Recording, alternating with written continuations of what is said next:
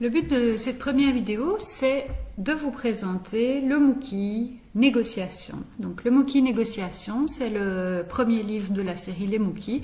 C'est aussi le livre que j'ai écrit moi-même pour développer cette nouvelle collection.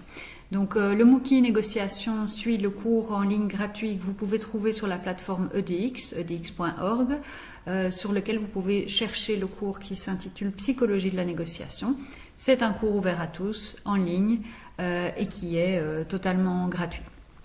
Donc le Mookie Négociation, que ce soit le Mookie ou le cours en ligne d'ailleurs, est structuré en 5 modules.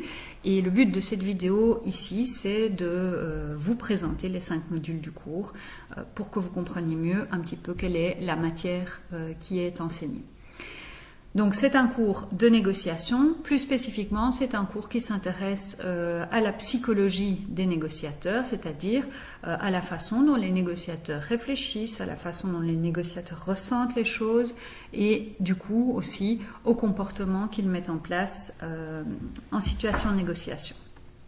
Le premier module de ce Mookie est un module qui va essayer de nous aider à comprendre ce qu'est un conflit, ce qu'est une divergence, dans quelle situation un conflit est mûr pour être négocié, dans quelle situation il n'est pas mûr pour négocier, mais aussi quelles sont les autres stratégies de gestion des divergences qui peuvent exister, comme par exemple l'arbitration ou l'évitement. Donc un tout premier module qui est vraiment une introduction à la notion de divergence, à la notion de conflit et aux façons que l'on peut avoir de vouloir gérer ces divergences, ces conflits que nous avons avec autrui.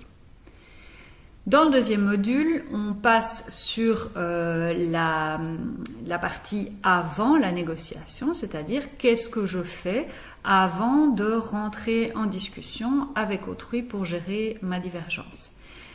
Dans la partie pré-négociation, il va falloir apprendre à se préparer et dans le Mookie, nous voyons donc tous les éléments qu'il convient de préparer, que ce soit l'objectif qui est poursuivi, que ce soit la limite que l'on se fixe, que l'on ne veut pas dépasser, mais c'est aussi la connaissance que l'on peut avoir notamment des alternatives par rapport à la négociation que nous sommes en train d'entamer.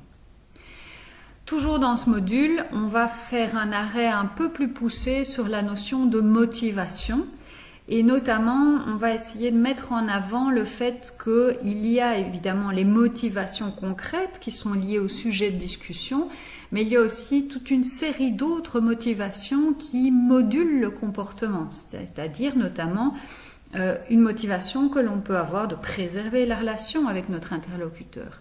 Une motivation que l'on peut aussi avoir de préserver une image de nous-mêmes qui est positive. Et nous verrons comment ces différentes motivations non directement liées au sujet de discussion viennent et influencent la façon dont la négociation va se dérouler.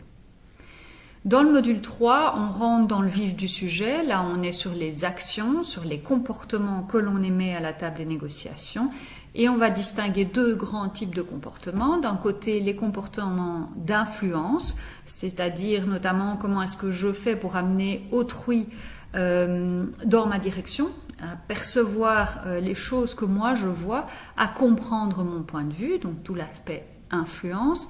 Et puis un autre type de comportements qui sont plus des comportements de création, où là ce qu'on va chercher à faire c'est essayer de développer des accords qui sont nouveaux, qui ne sont pas nécessairement basés sur une idée très compétitive de la négociation, mais des accords au contraire qui vont chercher à atteindre l'optimalité et notamment au travers de la satisfaction des objectifs des deux parties et non pas uniquement la satisfaction des objectifs d'une des deux parties.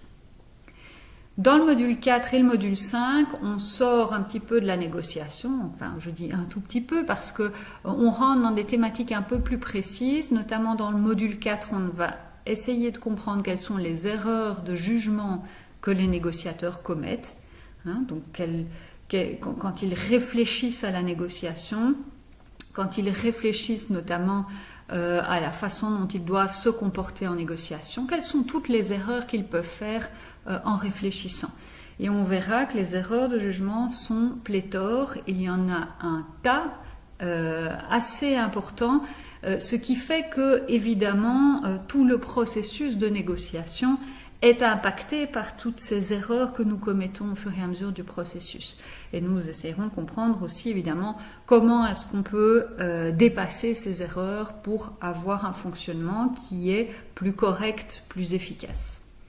Enfin, dans le dernier module, là on n'est plus avec la tête, on est plutôt avec le cœur. On va essayer de voir en quoi les émotions sont des éléments ou des parties intégrantes du processus de négociation.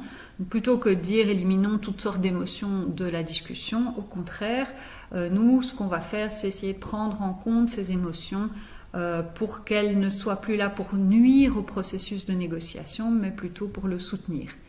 Et nous terminerons ce module par une partie sur la satisfaction en négociation.